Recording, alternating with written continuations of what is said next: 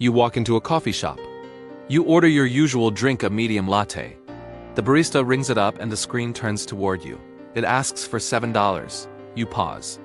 You tap your card, but inside you feel a sharp pinch of annoyance. You remember quite clearly when this same drink cost $3. You feel like you are being ripped off. You feel like the coffee shop is greedy. You feel like the world has lost its mind. But here's the uncomfortable truth. The coffee didn't get expensive. The coffee stayed exactly the same. It is the same amount of milk, the same beans, the same paper cup. The problem is that the measuring stick you are using, the dollar shrank. We all carry a dangerous list in our heads. Psychologists call it anchoring. It is a mental snapshot of what things should cost, usually based on the prices we saw when we were in our early 20s. If you started driving when gas was $1, every time you fill up for $3, you feel pain. If you bought your first house for $200,000, $1 million home feels like an insult. We walk through life constantly comparing today's reality to a memory that no longer exists. And this psychological trap is exactly what prevents smart people from protecting their wealth. Let's visualize this. Imagine you are building a house. You have a wooden ruler that is 12 inches long.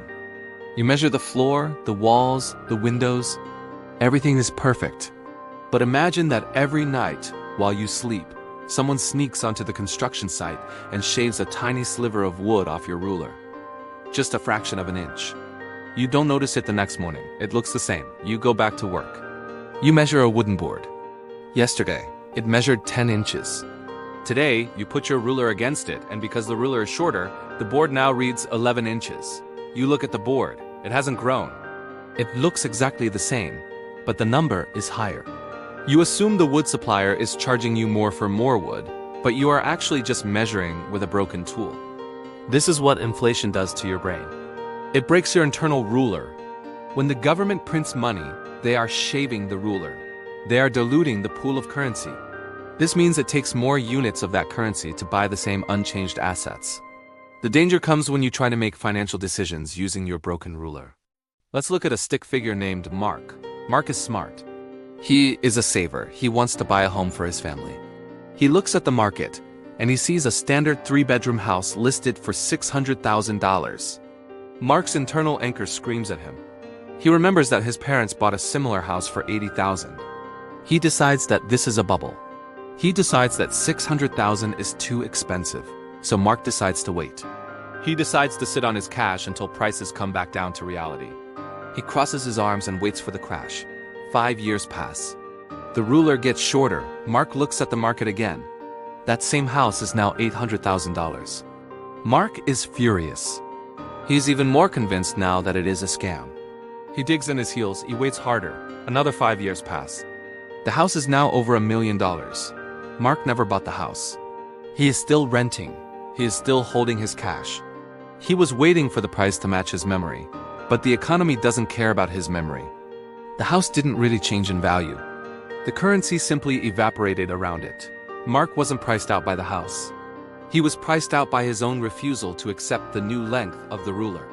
This is the tragedy of the expensive illusion. It freezes you.